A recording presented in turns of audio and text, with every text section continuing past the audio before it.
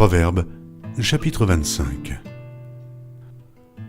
Voici encore des proverbes de Salomon recueillis par les gens d'Ézéchias, roi de Juda. La gloire de Dieu, c'est de cacher les choses. La gloire des rois, c'est de sonder les choses. Les cieux dans leur hauteur, la terre dans sa profondeur, et le cœur des rois sont impénétrables. Ôte de l'argent les scories, et il en sortira un vase pour le fondeur. Ôte le méchant de devant le roi, et son trône s'affermira par la justice. Ne t'élève pas devant le roi, et ne prends pas la place des grands. Car il vaut mieux qu'on te dise « monte ici », que si l'on t'abaisse devant le prince que tes yeux voient. Ne te hâte pas d'entrer en contestation, de peur qu'à la fin tu ne saches que faire lorsque ton prochain t'aura outragé. Défends ta cause contre ton prochain, mais ne révèle pas le secret d'un autre, de peur qu'en l'apprenant, il ne te couvre de honte et que ta mauvaise renommée ne s'efface pas. Comme des pommes d'or sur des ciselures d'argent, ainsi est une parole dite à propos.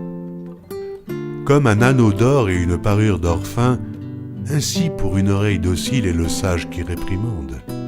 Comme la fraîcheur de la neige au temps de la moisson, ainsi est un messager fidèle pour celui qui l'envoie. Il restaure l'âme de son maître. Comme des nuages et du vent sans pluie, ainsi est un homme se glorifiant à tort de ses libéralités. Par la lenteur à la colère, on fléchit un prince, et une langue douce peut briser les os. Si tu trouves du miel, n'en mange que ce qui te suffit, de peur que tu n'en sois rassasié et que tu ne le vomisses.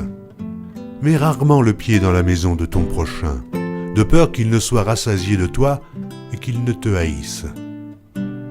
Comme une massue, une épée et une flèche aiguë, ainsi est un homme qui porte un faux témoignage contre son prochain. Comme une dent cassée et un pied qui chancelle, ainsi est la confiance en un perfide au jour de la détresse.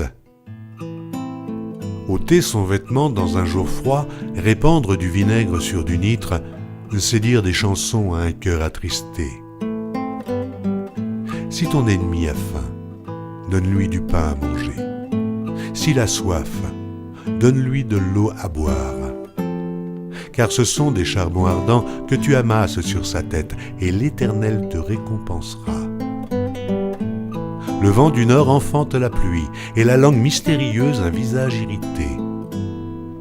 Mieux vaut habiter à l'angle d'un toit que de partager la demeure d'une femme querelleuse.